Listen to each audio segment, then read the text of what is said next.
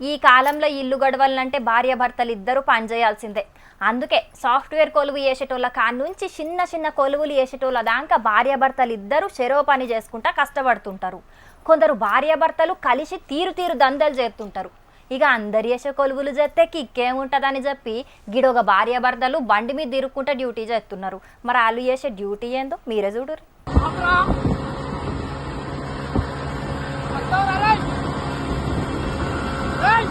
ఇగో బండి మీద పోతున్న గీళ్ళని చూస్తున్నారా? గీల గురించే మేం చెప్పింది. ఇంతకు వీళ్ళు చేస్తున్న డ్యూటీ ఏందనుకుంటుండ్రు? Chain snatching duty. అవు భర్త అడుగుజాడల్లా నడవమ్మా అని ఎవలో గట్టిగానే చెప్పినట్టున్నారు. అందుకే భర్తతో పాటు బండి మీదకెంచి చైన్ స్నాచింగ్లు చేస్తుంది మహాతల్లి. నిన్న కూడా నల్గొండ జిల్లా మర్రిగూడ కాడ ఒక ఆడామె మెడలకెళ్లి పుస్తల తాడు దెంపుకొని గిట్లా పారిపోతుంటే వీళ్ళని పట్టుకోనీకి వెనక కొంతమంది సినిమాల గదా చేసినట్టే చేజింగ్ చేసిండ్రు. కానీ వీళ్లకు దొరకకుండా పారిపోయినరు ఇద్దరు ఆల్మొగలు.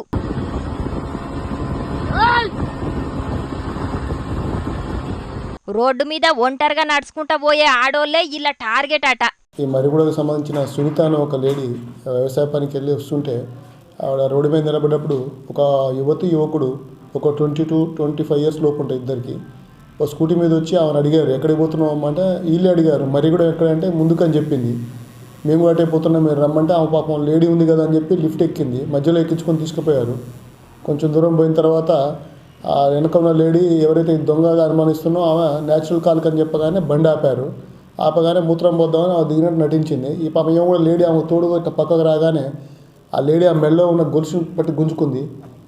పరిగెత్తిపోయి ఈ స్కూటీ మీద ఎక్కి పారిపోయింది.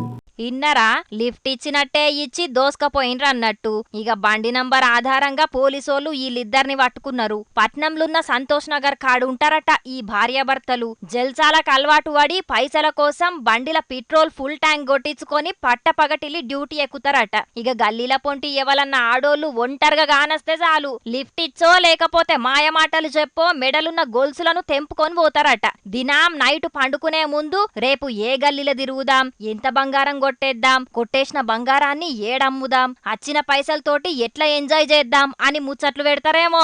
ఇద్దరు కలిసి మంచిగా ఏదన్నా పని చేసుకోవాలనా చోరీలు చేస్తారు చోరీలు. ఇప్పుడు చూడుండ్రి భార్యాభర్తలు ఇద్దరు జైల్లో షిప్పకూడు తినే పరిస్థితి వచ్చింది. చూసిండ్రు కదా పబ్లిక్ దొంగలు ఎట్లా మోపైనరో. జర పైలం మరి.